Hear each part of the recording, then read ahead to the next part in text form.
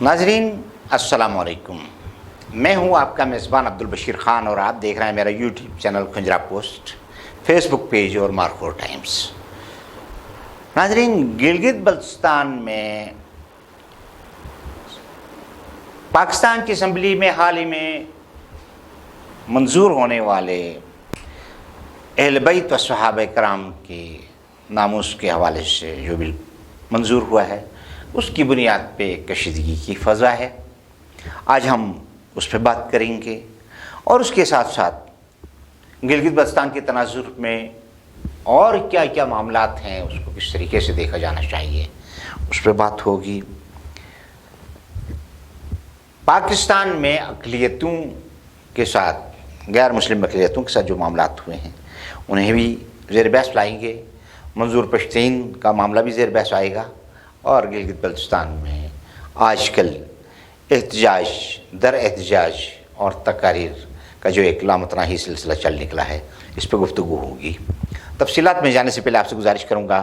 कि खुंजरा पोस्ट को सब्सक्राइब कीजिए, लाइक कीजिए और कमेंट्स में हमारी रहनुमाई फरमाना ना भूलिएगा। नाज़रीन, गिलगित बल्तिस्तान के मारूफ शायर मोहतरम जमशेद खान दुखी मरहूम का एक शेर है, एक कथा है, बल्कि मेरे दियार की किस्मत में शाम लिखा है, कभी फसाद कभी कत्ल आम लिखा है। मैं अपनी जान हथेली पे लेके फिरता हूँ, मैं अपनी जान हथेली पे लेके फिरता हूँ, न जाने कौन सी गोली पे नाम लिखा है। ये फ़ज़ा 88 और उसके बाद 2005 तक गिलगित बल्तिस्तान में कहीं न कहीं किसी न किसी अंदाज में नज़र आती थी और उसी कैफियत में जनाब जमशेद दुखी साहब ने ये कलाम लिखा था।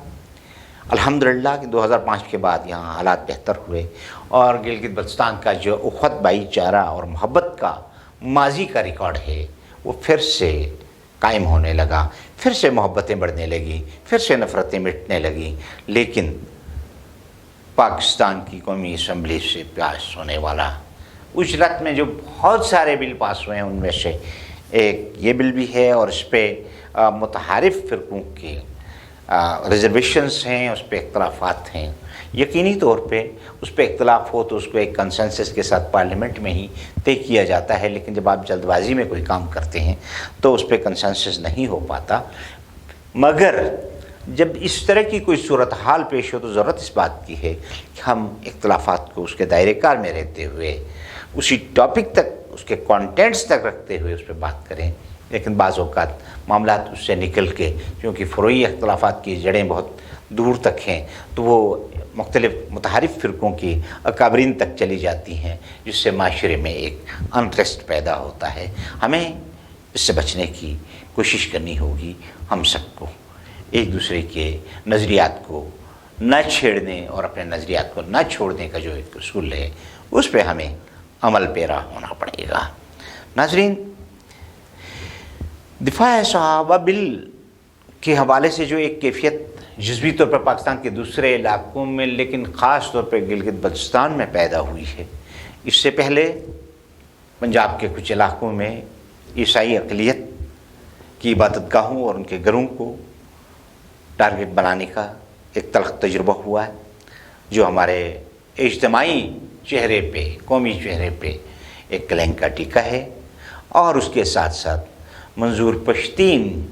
का जो एक स्टैंड है, यकीनन किसी कौम, किसी इलाके या किसी सूबे के साथ कहीं कोई ज़्यादती है तो उस पर जमहूरी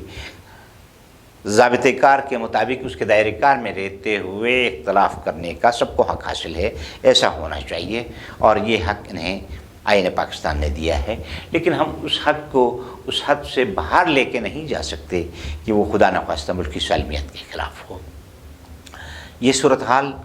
जिस तरह से तसलसल के साथ ये तीन वाक़यात रोनुमा हुए हैं कौमी तनाज़ुर में, कौमी पस मंज़र पे, कौमी मंज़र में, उसको देखते हुए ये एक तासुर ये उभर रहा है कि कहीं इस खित्ते को अमन और इस्तिकाम से निकाल के फिर से आलमी इस्तेमार और आलमी साम्राज्य के मुफादात का गढ़ बना के खाना जंगी का शिकार करना मकसूद तो नहीं। इसके साथ साथ ये एक सवाल भी उभर रहा है,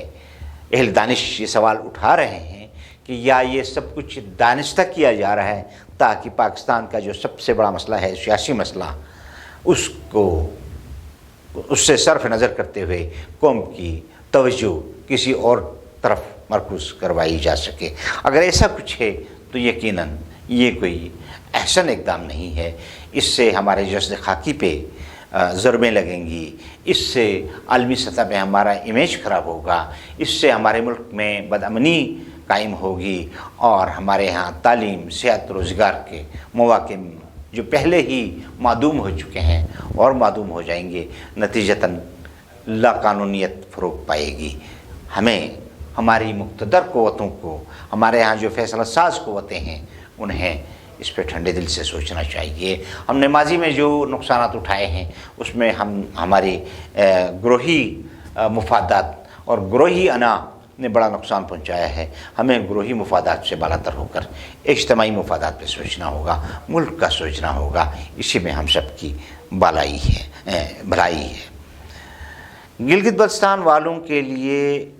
یہ معاملہ اس لحاظ سے زیادہ پریشان کن ہے کہ پھر قواریت کی کوئی چنگاری پاکستان کے کسی بھی حصے میں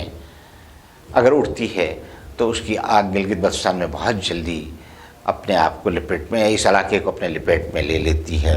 ہم اس سے خوفزدہ بھی رہتے ہیں، خائف بھی رہتے ہیں، اس لیے کہ بقول جمشید دکھی صاحب کے تعصب نفرتیں اب کاشت کر لو، بڑی زرخیز گلگت کی زمین ہے۔ تو یہ زمین اس حوالے سے بڑی زرخیز بنا دی گئی ہے۔ اس کا ماضی ایسا نہیں تھا، اس کی روایات ایسی نہیں تھیں۔ ایک طرف محرم کے جلوس نکلتے تھے تو دوسرا فرقہ سبیلیں لگاتا تھا، آپس میں رشتے تھے، محبتیں تھیں، بھائی چارہ تھا۔ نہ جانے ہماری ان محبتوں کو، اس بھائی چارے کو کس کی نظر لگ گئی کہ آج ہم ایک امتحان میں ہیں۔ ہمارا کاروبار متاثر ہوا، ہماری تعلیم متاثر ہوئی، ہمارے انٹلیکچوئلز قتل ہوئے، اور آج پھر ہم اس کی دہلیز پہ کھڑے نظر آتے ہیں۔ اس موقع پہ میں یہ ضرور کہوں گا کہ جناب آغا راحت صاحب اور قاضی نثار صاحب کی ذمہ داری بنتی ہے کہ وہ اپنے اس رول کو پلے کریں، اس علاقے کو کشت و خون سے بچانے کے لیے اپنا کردار ادا کریں اور وہ میدان میں آ جائیں۔ یقینی طور پہ ہم اس موقع پہ عوامی ایکشن کمیٹی کے شکر گزار ہیں۔ کل کہیں گفتگو ہو رہی تھی، میں وہاں موجود تھا، مجھے یہ دیکھ کر خوشی ہوئی کہ عوامی ایکشن کمیٹی سول سوسائٹی کو ساتھ لے کے ان اقدامات کے خلاف اجتماعی پروٹیسٹ کرنے کا پروگرام رکھتی ہے، اجتماعی طور پہ مل کے اس پہ جلسے جلوس کرنے کا سوچ رہی ہے تاکہ بھائی چارے کو پھر سے ریسٹور کیا جا سکے اس علاقے میں۔ ناظرین، یہ جو ہم نے عرض کیا کہ ایک تاثر یہ ہے کہ یہ جو پاکستان میں مختلف سانحات جنم لے رہے ہیں، مختلف واقعات جنم لے رہے ہیں، ان کے پیچھے کوئی اسلام کی لڑائی نہیں، اسلام آباد کی لڑائی ہے، اسلام آباد پہ قبضے کی لڑائی ہے۔ تو ہم یہ کہیں گے کہ اس لڑائی کو آپ جمہوری فورم پہ لے کے جائیے۔ دنیا کے باوقار قومیں اس طرح کے مسئلوں کو جس طرح حل کرتی ہیں اس طرح آپ بھی اس کو حل کیجیے، جمہوری پروسیس کو آپ موقع دیجیے اور جمہوریت کو فروغ پانے دیجیے تاکہ یہ ملک خوشحالی کے ساتھ، خوشی کے ساتھ آگے بڑھ سکے۔ ناظرین، گلگت بلتستان کے لوگ پرامن، بھائی چارے والے، اخوت پر یقین رکھنے والے لوگ ہیں، انہیں ان کی ان اوصاف سے محروم نہ کیجیے۔ جی بی کو نئی تجربہ گاہ نہ بنائیے، ان قوانین کی تجربہ گاہ نہ بنائیے جن قوانین کے بنانے میں ہمارا کوئی عمل دخل نہیں ہے۔ پاکستان کے آئین میں گلگت بلتستان اس کا حصہ نہیں ہے، پاکستان کی اسمبلی میں، سینٹ میں اس علاقے کی کوئی نمائندگی نہیں ہے۔ NFC ایوارڈ سمیت فائنینشیل جو وہ فورمز ہیں وہاں اس علاقے کی کوئی نمائندگی نہیں ہے۔ پہلے ہی بہت شکوے ہیں، بہت زیادہ فرسٹریشن ہے، اس لیے جو قوانین آپ نے بنائے ہیں ان قوانین کی سزا ہمیں نہ دیجیے، ان قوانین میں تبدیلیاں کرنی تو آپ کیجیے۔ ہاں، گلگت بلتستان کے علماء سے، دانشوروں سے میں یہ کہوں گا کہ اگر آپ نے تبصرہ کرنا ہے، آپ نے احتجاج کرنا ہے تو اس بل کی حد تک کیجیے، اس کو ایک دوسرے کے اکابرین کی طرف لے کے نہ جائیے، ایک دوسرے کے نظریات کی طرف لے کے نہ جائیے، ایسی بات نہ کیجیے جس سے آپس میں نفرتیں جنم لیں، اس لیے کہ ہم پہلے ہی بڑے زخم اٹھا چکے ہیں، ہمارا جسد اس سے بڑا زخمی ہے، چور چور ہے، اس کو اب کم سے کم خدا را مزید اس طرح کے مشق ستم بننے سے آپ بچائیے۔ مجھے حیرت ہوئی، کل یہاں ایک چینی دوست سے ملاقات ہوئی، وہ خوفزدہ تھا، پریشان تھا اور وہ کہہ رہا تھا کہ ہم چینی اس معاملے میں کیا کردار ادا کر سکتے ہیں، بلکہ ان کا ایک خیال یہ تھا کہ وہ اسلام آباد میں کوئی کانفرنس کروائیں گے اگلے ایک آدھ مہینے میں، جس میں متعارف فرقوں کے لوگوں کو بلا کے پورے پاکستان سے فرقہ وارانہ ہم آہنگی کے لیے کوئی کام ادا کریں گے۔ یہ ہمارے پڑوسیوں کی فکر ہے، تو کم سے کم ہمیں اپنے گھر کی فکر ضرور کرنی چاہیے۔ ناظرین، جو کچھ اس وقت گلگت بلتستان کے لوگ محسوس کرتے ہیں، انہیں آج میں نے ٹوٹے پھوٹے الفاظ میں ڈھالنے کی کوشش کی ہے، وہ آپ کے سامنے پیش خدمت ہے۔ لڑ مرو گے تم جو آپس میں اگر دیکھے گا کون، لڑ مرو گے تم جو آپس میں اگر دیکھے گا کون، کون ہارا کون جیتا ہے ادھر دیکھے گا کون، اہل جیبی اپنے پیغمبر کے صدقے سوچ لو صلی اللہ علیہ وسلم، راکھ ہوگا گلستاں تو پھر ادھر دیکھے گا کون، سامراجی کھیل کے مہرے نہ بن جانا کہیں، بے گناہ مارو مرو گے تو سحر دیکھے گا کون، بے گناہ مرو گے تو سحر دیکھے گا کون، یہ وطن حاصل ہوا تھا دین کی ناموس پر، آج تک اس کا ہوا ہے جو حشر دیکھے گا کون، ظلمت شب کی گھٹائیں پھر اٹھی ہیں 400، ظلمت شب کی گھٹائیں پھر اٹھی ہیں 400، پھر سے نس نس میں برا ہے جو زہر